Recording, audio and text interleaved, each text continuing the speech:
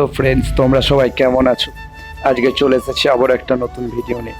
তোমরা সবাই হয়তো দেখেছো আমার আগের ভিডিওতে যে আমাদের নতুন ঘর রুম হয়েছে, যে রুমেতে দরজা ছিল না, তোমাদের দিকে দেখিয়েছিলাম।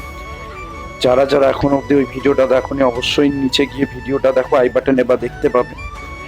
আজকে কাকু সকাল সকাল চলে এসেছিল আমার ঘরেতে রুমের মধ্যে দরজা লাগানোর জন্যে। কাকু টানা 3 ঘন্টা ধরে কাজ করার পর দরজাটা ফিট করে দিয়েছে। বাইরে থেকে দরজার ডিজাইনটা ঠিক এমন দেখতে লাগছে, ভেতর থেকেও তোমাদের দিকে দেখিয়ে দিই। ভেতর থেকেও লুকটা দেখতে পাচ্ছ তোমরা কেমন লাগছে দেখতে।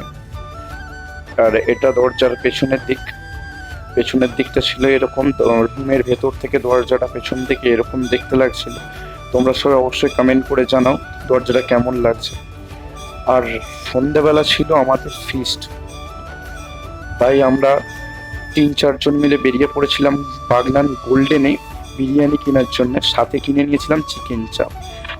তারপর সবাই একসাথে বসে পড়েছিলাম রাত্রেবেলা খেতে। প্লেটটায় ছিল বিরিয়ানি, চিকেন চাপ, তার সাথে স্যালাড। তারপর খেয়ে দিয়ে আমাদের শীতলা মায়ের গান হচ্ছিল, সেটাও অবশ্যই তোমরা আমার আগের ভিডিওতে দেখেছো। যারা যারা দেখোনি আই বাটনে ক্লিক করে দেখে নিও। সেই গান শেষ উপলক্ষে কিছু ফাংশন আয়োজন হয়েছিল। সেই ফাংশন করতে এসেছিল জি বাংলা থেকে 2জন গায়িকা ও 1জন গায়ক। আপাতত আমার গায়ক বা গায়িকার কারোরই নাম মনে পড়ছে না, তাই তোমাদের আমি হয়তো বলতে পারলাম না। তোমরা ভিডিওগুলো দেখো এবং ফাংশনটা এনজয় করো। আর অবশ্যই আমায় কমেন্ট করে জানিও ভিডিওগুলো কেমন হচ্ছে বা আমাকে আরও কি রেকমেন্ডেশন করতে হবে। তোমরা অবশ্যই সবাই কমেন্ট করো। আবারও দেখা হচ্ছে নেক্সট ভিডিওতে।